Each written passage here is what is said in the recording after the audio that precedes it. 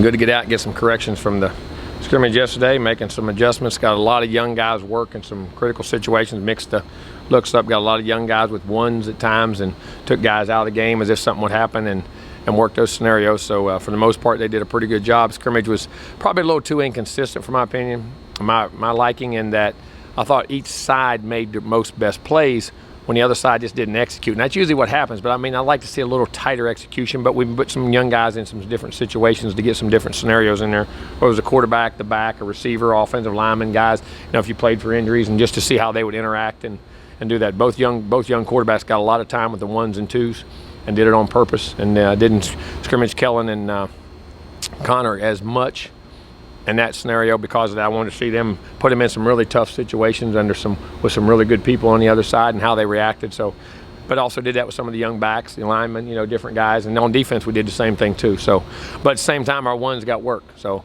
just I wish it was a little more consistent. It was pretty physical for the most part, and both sides had their moments. Jimbo, how did you feel like you guys responded to your criticism from last Thursday? I thought it was a lot better. I think they understood the urgency and understood the physicality in which we got to play with. Again, I still think we're not executing at a high enough level, but we're in camp, but we need to get it. We're 11 days. Was it 11 days out now? How many days are we out? 11, 12, 10, whichever one, huh?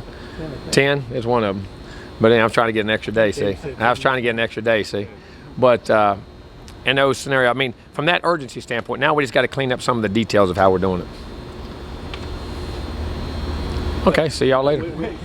When camp started, the coaches poll came out, you're number 11. At that point, you said, hey, I don't see that right now. Today, it comes out, you're number 12 in AP. What do you see now? See, we dropped. See, I told you. I told you we already dropped. No, I mean, it's funny. I bet if you went around the country and asked that question, I bet nobody'd see it. Not even who's number 1, number 2, number 3. I've been there, too, and say, what the heck they looking at? You know what I'm saying? But, I mean, I can see that team. We're not that team yet. You know what I'm saying? I mean, maybe we're better. I mean, I really do. I mean, I think we have good enough players. It's just a matter of how we execute and get all the details and understand each and identify the roles for the guys and make sure, as I say, the more we play with consistency, the more I'll visualize that, because it's like as a coach, you know who to put in what role. And if they do something one day or 2 days, you go, boy, here we go. And all of a sudden that third day they go, where did that come from? You start to trust in something and you don't. And I think that's with you sometimes. And so the more we develop consistency, maybe the more I'll see that. But, we can have a great year, and we can. How's it come out of the scrimmage health-wise? Good. I mean, some bangs and bruises, but nothing that, guy may miss a day or two or something like that. But, I mean, guys will nothing that was like Baylor, anything of that nature. Like anybody in the scrimmage setting, because you had 2 of them under your belt without the coaches on the field, really strung them together, a particular player or position group, strung a couple of good scrimmages? I've been solidly happy with our offensive line. I mean, we had some guys at times, even with those guys in there, I think, and mixing and matching some guys, I think they've done a good job. I think our backs have been solid. Quarterbacks, defensive line has played pretty good. Been happy with some of our young safety play and our older safety play. I mean, our safeties have done a good job, I think, as I look at it. And we've kicked the ball well. Our kickers, our punters and kickers have hit the ball very well.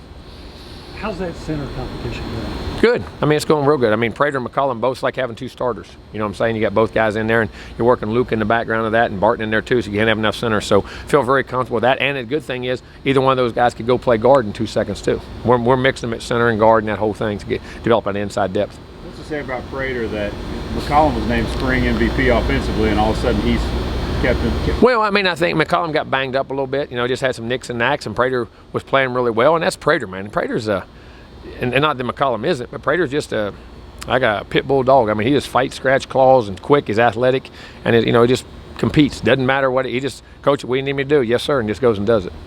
Where are you at in quarterbacks with 2 veterans back? I'm sorry? Where are you at cornerbacks with the 2 veterans back and the youngsters, maybe challenging for playing time? They are. I mean, we got to develop more depth there because because the way teams play today, getting all them on the field and the nickels and the dimes and all that stuff. So, I mean, those young guys need to keep developing. And we got a couple guys that are nicked and knacked that have missed a little bit of time that they'll be fine. They're getting back in there now. But, we're still not, I don't think we're where we want to be as far as depth and numbers quite yet with consistency. And what are you seeing from 2 guys, Anthony Hines, as it's continued progressing, and also Michael Clemens? Clemens has played really well. I've been very pleased with him. Thought he had a good scrimmage the other night. playing a lot of different looks and special teams. He's running. He's having a really good camp. Hines has gotten much better each and every time. Now, he actually didn't scrimmage in the scrimmage the other night. He had a tweak. He'll be back. Should be back at practice tomorrow. And the fine was just something we held. But he had been, getting much better. I wish he had the scrimmage, because just to see it out there without it. But he's getting much, much better because he can run and play and really much more comfortable with that position. Are you at the point where you think you can start hashing out a duty? To a point. I mean, but too deep in that there's so many unconventional, like you say, all right, if I got 3 linebackers, well, sometimes I need 2 linebackers, sometimes I need 1, I need a nickel and a dime. You know what I mean? So that's where we're trying to keep that depth, where, getting 2, make sure we got 2 and 3 dimes, 2 and 3 nickels, and that stuff. So it's getting close, yes. How about the tight ends since you lost?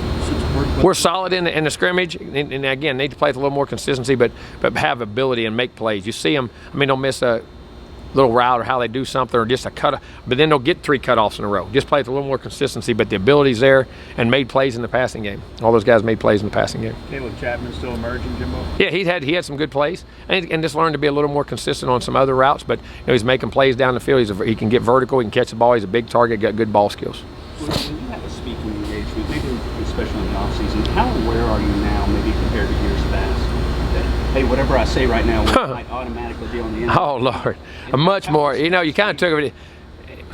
I don't know if I've changed. I'm just more cognizant of how I say it. You know what I'm saying? I just say it sometimes.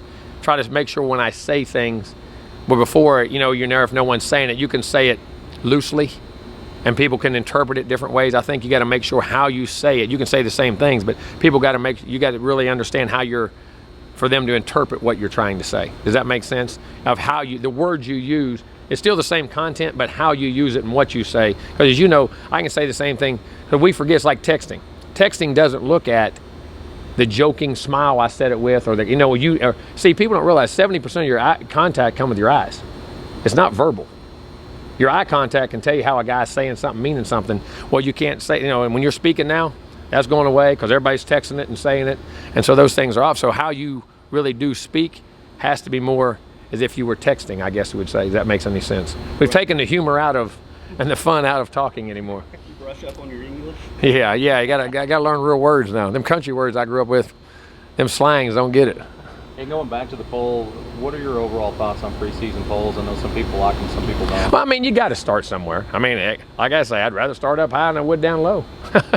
Somebody thinks something good of you low, but at the end of the day, it doesn't prove anything. It's just that, people do think that you have potential to be a good team, and hopefully it does not motivate, but lets guys know that people do think highly of you, and people always like that. But now, at the end of the day, it gets back to what do I think of myself and how we're going to play. So, it is what it is.